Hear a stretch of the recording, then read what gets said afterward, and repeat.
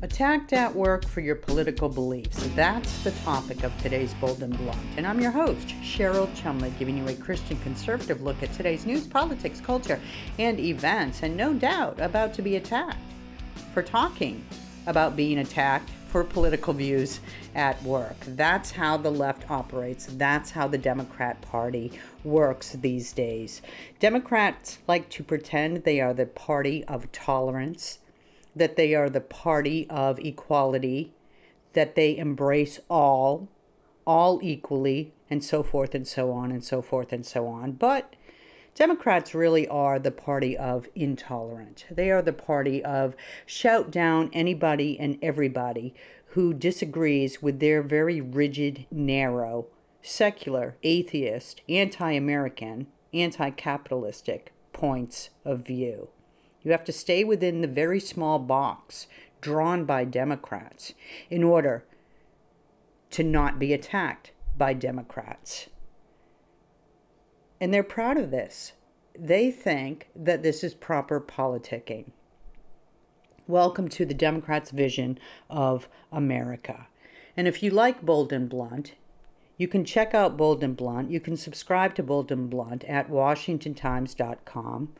WashingtonTimes.com/Cheryl will get you a 50% off discount to the digital platform of the Washington Times for a full year, including my twice weekly Bold and Blunt podcasts delivered right to your email box.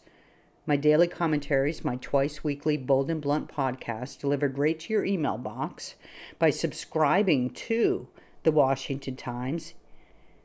And you can also pick up Bold and Blunt. You can also subscribe to Bold and Blunt, download Bold and Blunt by going to edifi.com. This is the platform for the faith-based podcasts. This is where you want to go if you want to sidestep the gloom and doom of the political world and get a little bit more spiritual awareness, spiritual perspective of what's going on in today's political world. And Bold and Blunt, I'm happy to say, is now part of Edifi's lineup.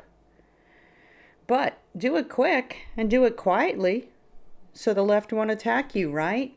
Wrong. See, that's the problem. That's why the left is so emboldened these days to attack so openly anybody with Christian conservative viewpoints. Because for far too long, Christians and conservatives, in my view, and you don't have to agree with this, I'm not going to attack you if you disagree with me on this, but in my view, I think Christians have sat on the sidelines of politics too long, quoting that biblical passage to live in this world but not of this world, citing those biblical principles that say that God ordains our leaders, so we are supposed to be respectful of our leaders. We are supposed to be obedient to our leaders. Well, here's my viewpoint on that. We do live in this world, not of this world, right? We have an eye toward our heavenly afterlife, but we're here now. And the only thing, as it's been said time and time again, that evil needs to grow and spread is for good people to be quiet. So if you're a Christian and you see evil happening and you don't speak out against it, I just wonder, when you stand before Jesus and he asks you, why didn't you stop that? Why didn't you speak out against that? What are you going to say? Well, I lived in that world, but not of it.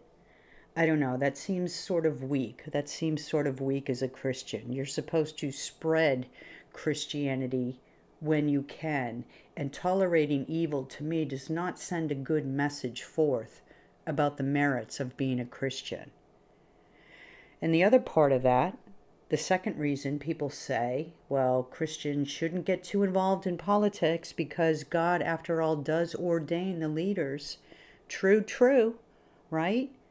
Nothing happens without God's knowledge. Nothing happens without God's permission and authority. He is sovereign.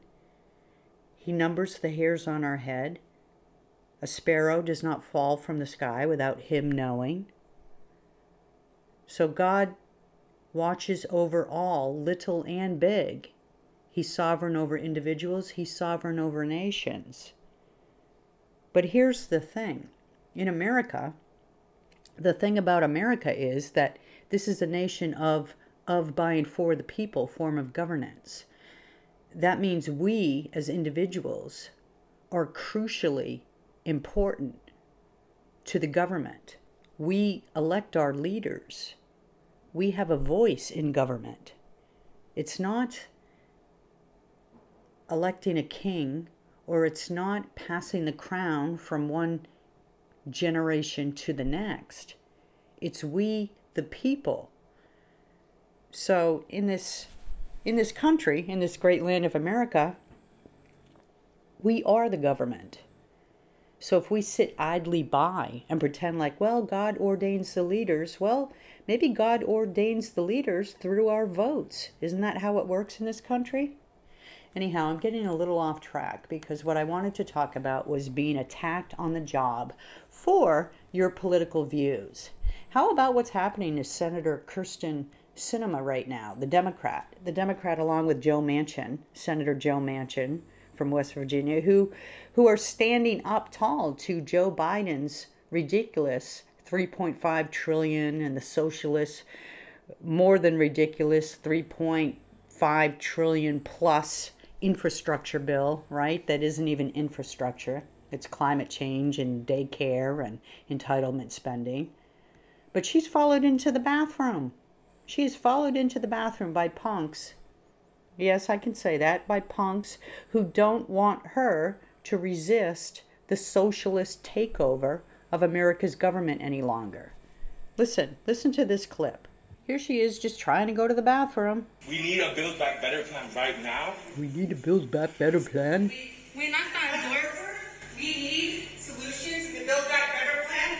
We have the solutions that we need. She went into the stall, shut the door, and these thugs, the guy outside and the girl standing there videotaping and chastising the senator, talking about Build Back Better, and we need this, and we need money for that, and we need you to pass this taxpayer plan to give us more money, to give illegals money, to open borders, to give us entitlement spending, to pay for our daycare, to pay for our college, to pay for climate change, ridiculous provisions. We need you to do this. And here's this senator, she's a Democrat. Here's this senator just trying to go to the bathroom. I mean, talk about being attacked on the job for your political views. I never thought that I'd have compassion for a Democrat today, but geez, this Senator Sinema has my compassion. She has my sympathy. Let her go to the bathroom, for crying out loud. But this is how the left operates. They can't do things in a normal fashion. They have to storm you down. They have to hunt you down. They have to stand outside your house. They have to stand outside the restaurant that you're trying to eat at. They have to surround you in the street. And these are real happenings, right? Remember Senator Rand Paul when he was basically attacked, and he and his wife on Capitol Hill just trying to walk back to their car, surrounded, basically attacked, and they actually feared for their lives, except for the Capitol Hill police, I think it was, who rescued them from this mob. Remember Sarah Huckabee Sanders trying to eat at a restaurant with her family, and the left surrounded her? Remember Mitch McConnell and his wife? The left surrounded them. It's ridiculous. The left will come to your home. They'll come to your place of business. They'll come to your place of eating. They'll come to wherever you are. Apparently, they'll come to you even in the bathroom now. They'll come to you in the bathroom and just shout you down until you just cave to their will. Democrats, party of tolerance for all. Well, you think that's bad. Try being a professor who leans right, who leans a little bit conservative. Try being a conservative professor on today's college campuses. The disappearing conservative professor, John A. Shields, wrote this piece in the fall of 2018 for the National Affairs magazine. And I'm just going to read a little bit of the history of how he found in his research that college campuses have really moved left. He writes, by most accounts, 1969 was not a banner year for conservatism, at least not on America's college campuses. Looking back, however, it is striking just how well represented conservatives were in the ranks of the American professorate. In that turbulent year, about 1 in 4 professors were at least moderately conservative, according to survey data collected by the Carnegie Commission on Higher Education. So 1969, there were still 1 in 4 somewhat conservative-leaning professors on college campuses. But a shift occurred. That substantial minority of conservative voices on college campuses, he wrote, began to diminish sharply in the late 1980s and early 1990s. When the Carnegie Foundation conducted its faculty survey in 1999, it found that a mere 12% of professors were conservatives, down from 27% in 1969. 12%. Talk about a stifled voice. It's crazy. And you know, it's not just the ranks of professors that have leaned left in recent years. American Enterprise Institute wrote in October 2020, which makes it just about a year old, this title, Are Colleges and Universities Too Liberal? What the Research Says About the Political Composition of Campuses and Campus Climate. So this wasn't just anecdotal. They actually dug deep into the research. And aside from just coming up with similar conclusions that the professor ranks leaned left, these researchers for AEI wrote, and I quote, when it comes to college and university administrators whose ranks have grown dramatically over the past 2 decades, there is unfortunately not much research to draw on. The best picture we have comes from Abrams' 2017 survey of a nationally representative sample of roughly 900 student-facing administrators. He found that liberal staff members outnumbered their conservative counterparts by the astonishing ratio of 12 to 1.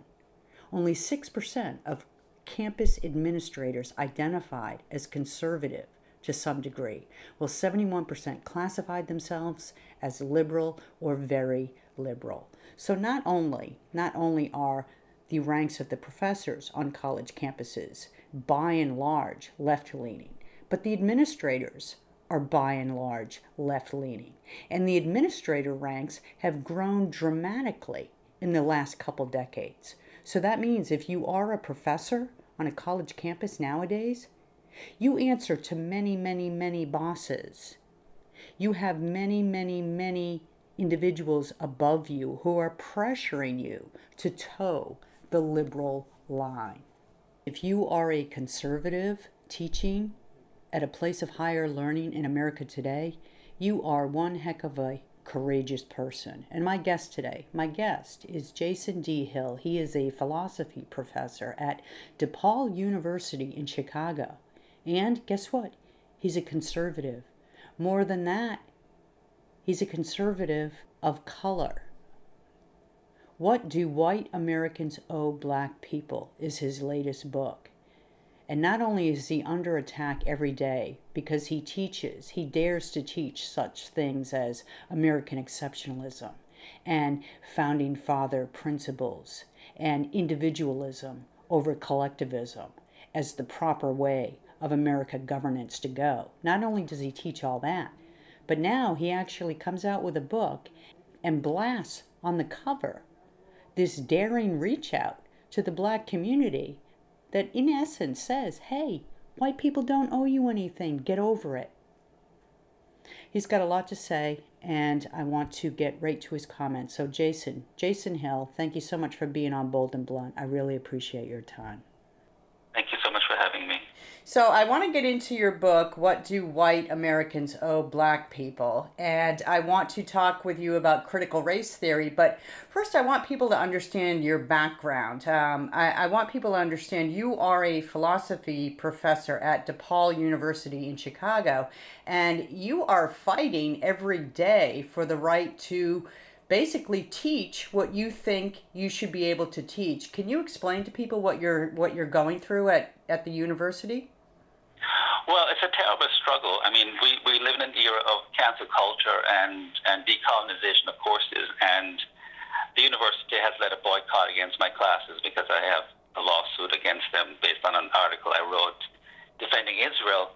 And I have had courses where I've taught courses on the philosophy of John Locke and John Stuart Mill, Aristotle, and students have said, they're just not going to take these courses, or they don't want to take these courses because I'm teaching courses on white supremacist thinkers.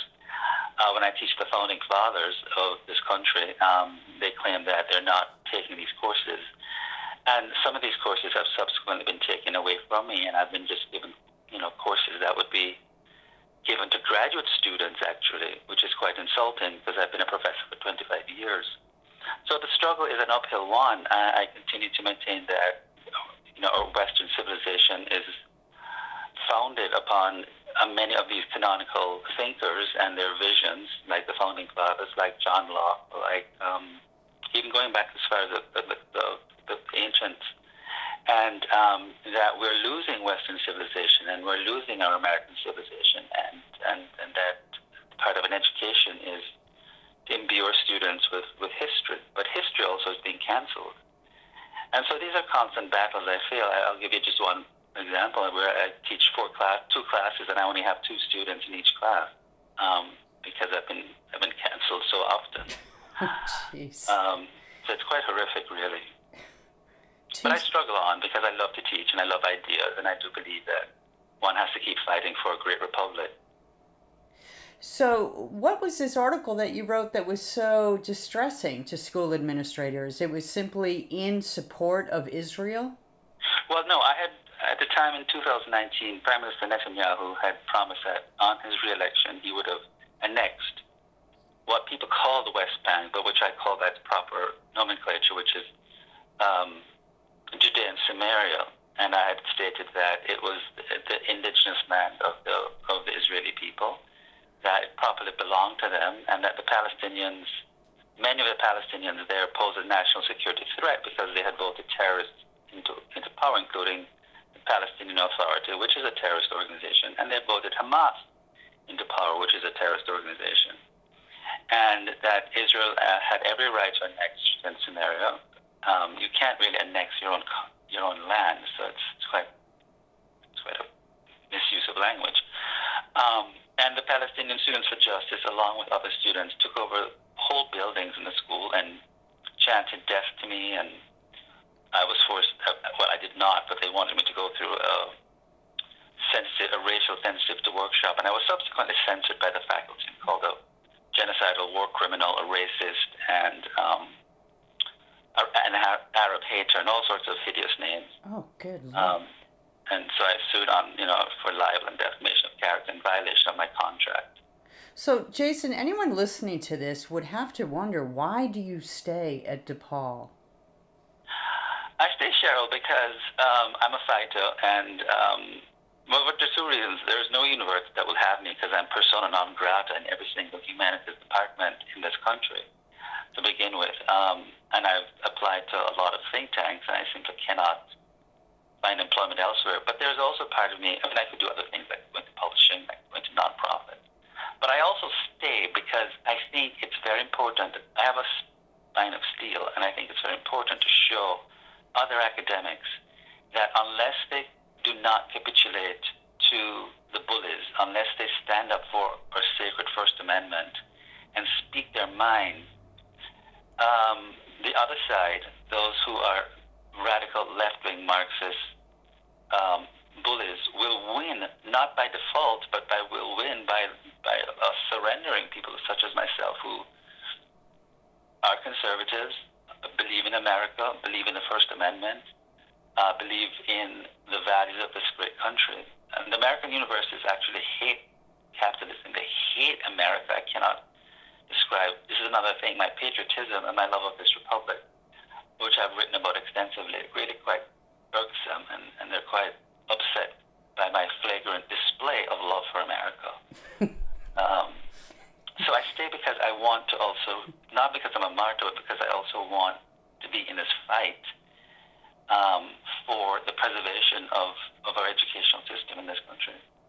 So they already hate you because of your love of America and individual freedoms and the stuff that founding fathers laid this great nation upon, the very principles upon which this nation is built. And they already hate you, they already attack you, and here you come and write this book with a title, What Do White Americans Owe Black People? Racial Justice in the Era or in the Age of Post-Oppression. So talk a little bit about your book and talk a little bit about what kind of feedback you've received from it already, which I can imagine. Well, the book's coming out next week, and I published excerpts from it. And the book really is a book to end the reparations argument, to put to rest this idea that white Americans owe black people something. That since the 1964 Civil Rights Act, I make the case that the right has been wronged, and whites, and we have had affirmative action programs, that whites do not owe blacks anything. So I think reparations is going to be the next. If we think critical race theory has reared its ugly head, it's part of the whole reparations things, by the way. Reparations is going to make its way through Congress, and it's going to become even uglier. So I want to explain to readers where this reparations argument emerged from. So I go back to the 1776 and argue that the foundations for black freedom was actually forged in the crucibles of our Constitution and the Declaration of Independence. And I talk about the 1964 Civil Rights Act and how it was a eugenics program that was also meant to not just bring blacks full standing before the law, but also to re-socialize the sensibilities of white people to make them no longer racist. That whites, the only thing that whites really owe blacks is to respect their individual rights and to do not place any obstructions in their path.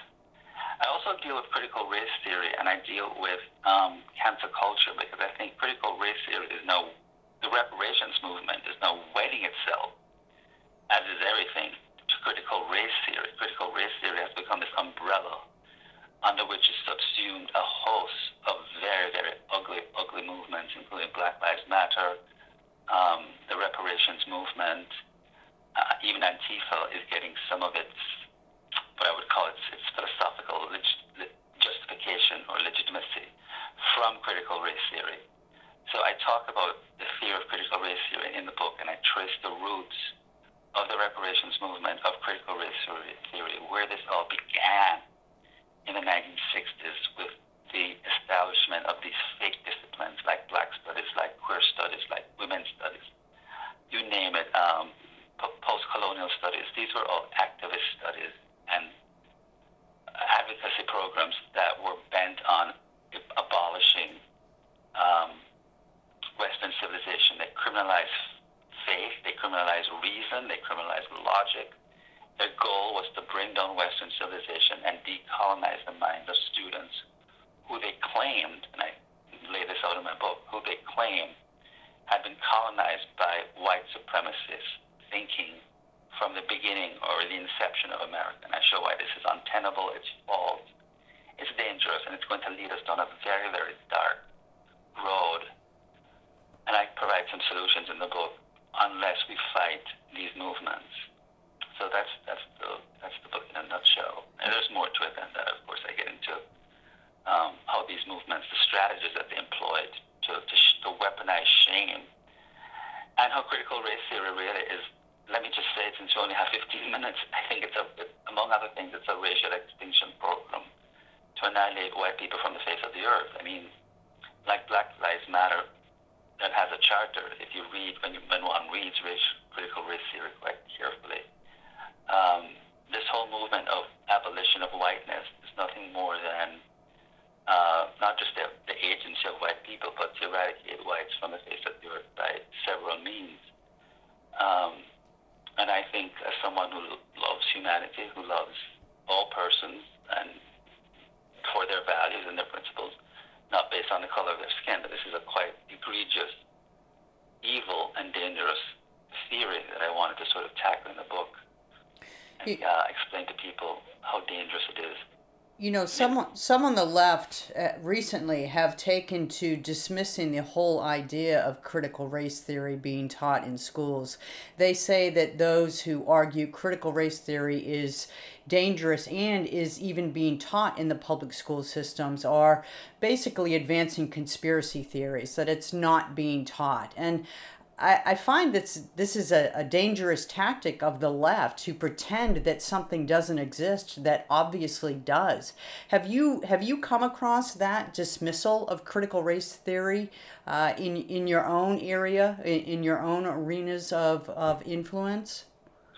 Well, yes. I mean, I actually 23 years ago they asked me to teach a course on critical race theory, and I taught it tried to teach it as pure scholarship, encountered the activist dimension of it. And I've seen graduate students, I've seen people teach aspects of critical race theory, but don't call it critical race theory. So no, it's the same way that Black Lives Matter has eliminated its charter from the internet, but espouses its hateful ideology.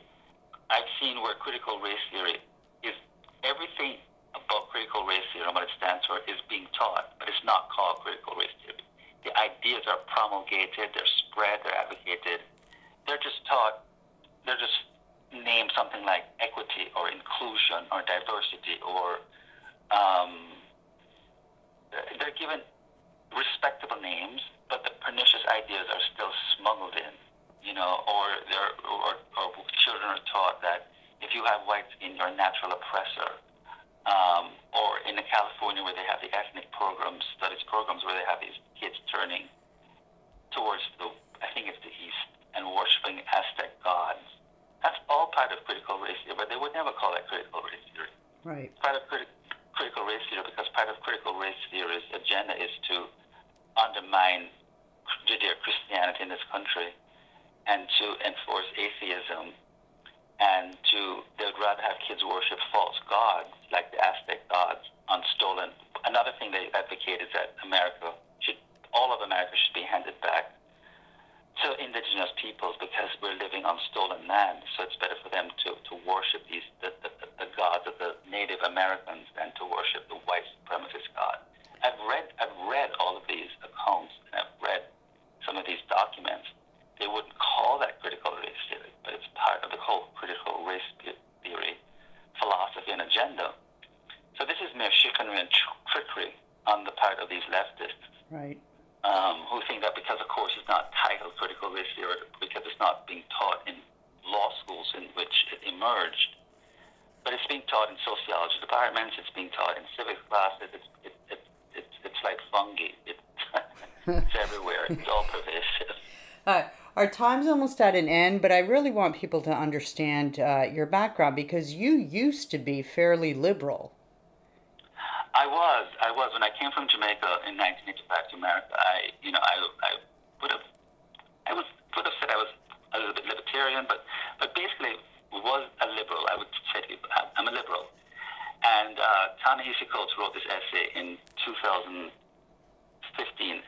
but really it was Barack Obama, whom I will say I voted for the first time. I did not vote for him the second time. Went on this disgraceful apology tour, apologizing for American exceptionalism, talking about soft power, leading from behind, gave this disgraceful speech in Cairo, and that just did it for me. I think I woke up one morning with chest pains, and I said, my beloved country is going to die. It is literally self-annihilating because we have a president who does not seem to like America very much and is going around the world undermining its reputation. I have to do something about this. And I started writing my fourth book, which was We Have Overcome, an immigrant's letter to the American people, defending the greatness of this country. And so you could say I had a sort of political conversion, watching people try to destroy the country that I wanted to come to, and was grateful to be permitted in as a legal immigrant and now an American citizen.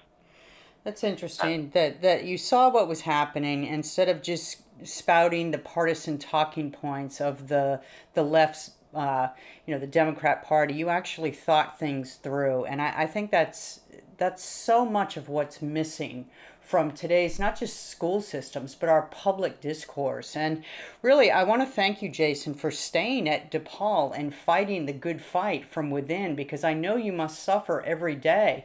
And I know when this book comes out, What Do White Americans Owe Black People?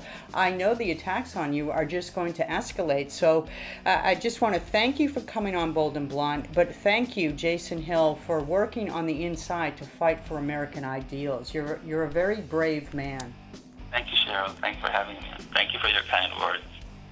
And that's this episode of Bold and Blunt. Thank you for listening. And don't forget, if you want to check out some faith-based podcasts, go to edify.com, edifi.com.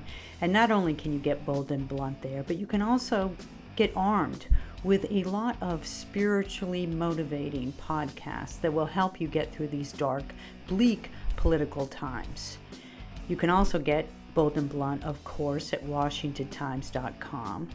And don't forget, pick up What Do White Americans Owe Black People and see what Jason D. Hill has to say about critical race theory and how the far left is exploiting the black community for political gain. JasonDamianHill.com is his website. Thank you once again for listening. Tune in next time. And in the meanwhile, stay blunt, stay bold.